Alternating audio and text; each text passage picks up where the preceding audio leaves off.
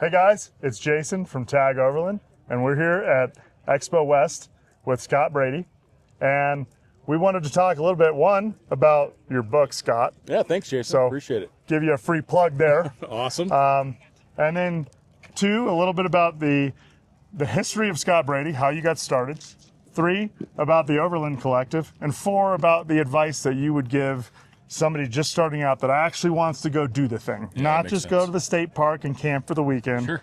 But the person that actually wants to cross international borders, get out there, see new cultures, and really do the thing. Yeah, I'd be happy to do that. Awesome. Well, of course, the history of me is, I grew up in Los Angeles and didn't really know what I wanted to do with my life, so I decided to join the military, which is, if I was to look back on my life, probably one of the best decisions that I made. So I spent 4 years in the Air Force, and during that time, I was stationed in Italy, and I remember being there and thinking, I've got to find a way to continue to see the world. So it took me a long time. I went and got a business degree, and I worked in software and all this other stuff. It took me some time to come back to travel, but after a while, I was able to start my own business, and it started with expeditionportal.com. It started with our forum. Then we started doing editorial, and then we realized we had an audience, and then we started the magazine. So we started Overland Journal in spring of 2007. So we're celebrating 20 years in business. And then that leads to your next question, which is the Overland Collective.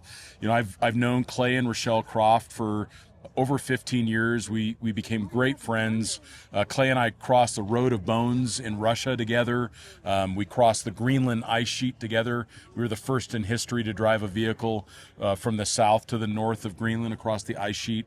And during all those periods of time, we always talked about how do we support each other in our businesses. Mm-hmm. So in the beginning, it was definitely like collaboration, kind of staying in our lane so that way we weren't doing video and they weren't doing print. Right. And we just worked really hard to help each other. But then at some point you realize when an industry gets as big as the overland industry has gotten, that strength is required in order to resist, like a huge media company coming in and trying to take over the space. Right. So Clay and I realized that we were going to be stronger together. And it started off with talks about merger and maybe a partnership agreement. But at the end of the day, it really made the most sense for them to acquire the assets of Overland International. So they acquired Overland Journal and Expedition Portal. I'm still involved. I'm still part of the team. I still run the publishing side, and I'm still a minor owner in the business. Awesome. And I remember listening to the Overland Journal podcast with you and Clay and Rochelle, and talking about kind of how it's bringing these brands under one roof. Yeah. Nothing's really changing. Yep. The editorial integrity of Overland Journal is still there. They are very committed to that. And one of the things I am most excited about, Jason, is the fact that Rochelle Croft is going to be our CEO. She is a dynamic leader. She really cares about this industry. And the first thing that she told me is, I don't want to change the editorial integrity of Overland Journal. And so she's committed to that. At the highest levels of leadership in the organization, she is committed to us maintaining that editorial integrity. And Rochelle's an incredible leader. She's a strategic thinker. Yeah, and if you need an example of that, I was actually talking to her tonight, and she pointed out how her least favorite part about the Overland journey is the border crossings and stuff. And she should be joining them after they go do all that That's stuff. right. So She's smart too, right? She's smart too. Yeah, for sure. A little plug for our camera guy back there. I think his username on Expedition Portal has been active since 05 or 06. Yeah. Okay. Well, 05 was when we started, so that's you. For sure. He's one of the OGs on Expedition Portal. Thanks for being involved, for sure. Yeah. But as far as like somebody that's thinking about making the leap to going out and just doing the thing, like doing it for real. Yeah. What is the advice that you have for that person? Well, I think that it really starts, the most important thing is to go as soon as you can with spending the least amount of money possible.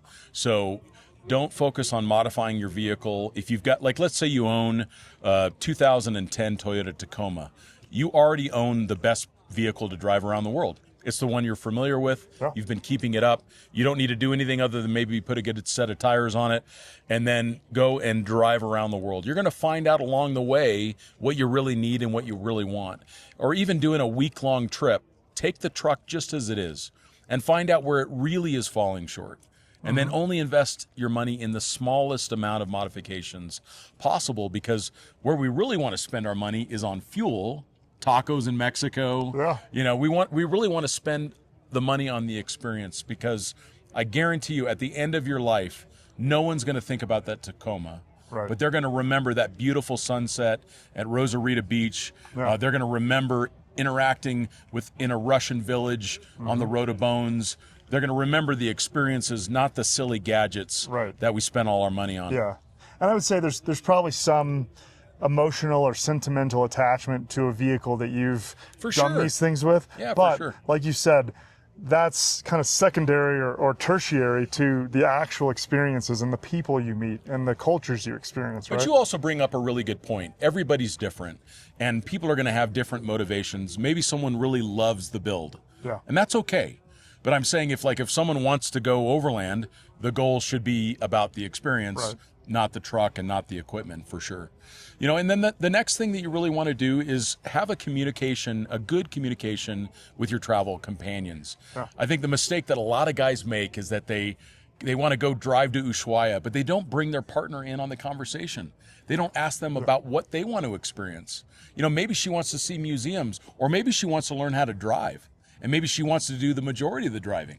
Yeah. Maybe she wants to learn how to operate the winch, and maybe she even wants to do it in her own motorcycle or whatever. But talk to your companions, talk to your partners about what their goals are on a trip, instead of just kind of forcing it down their experience. So. Right, yeah. That's a fantastic point, because, I mean, anybody at home that's ever traveled, like whether it's overlanding or whether it's just taking a vacation internationally as a group, there can be some contention there if you don't communicate with your travel partners about what they want to do. And do it early. Like, have those conversations actively as a family. If you're bringing your kids along, find out what your son really wants to experience. Right. Maybe he's like all about the beach, and maybe your daughter's all about, she really wants to learn a language in another country. But finding out what everybody's got their skin in the game, what they want, that really helps the trip go so much better. Yeah. Well, Scott, we appreciate your time tonight. Absolutely, man. Guys at home, Expedition Portal, Overland Journal, Overland Journal podcast, X-Overland on YouTube. Give them a read, give them a watch, give them a listen. It's great stuff. These are the guys that are out there actually doing the thing, and we really just appreciate you talking to us today. I appreciate you, man. And we appreciate you all listening, too. Thanks, everybody. Tag out.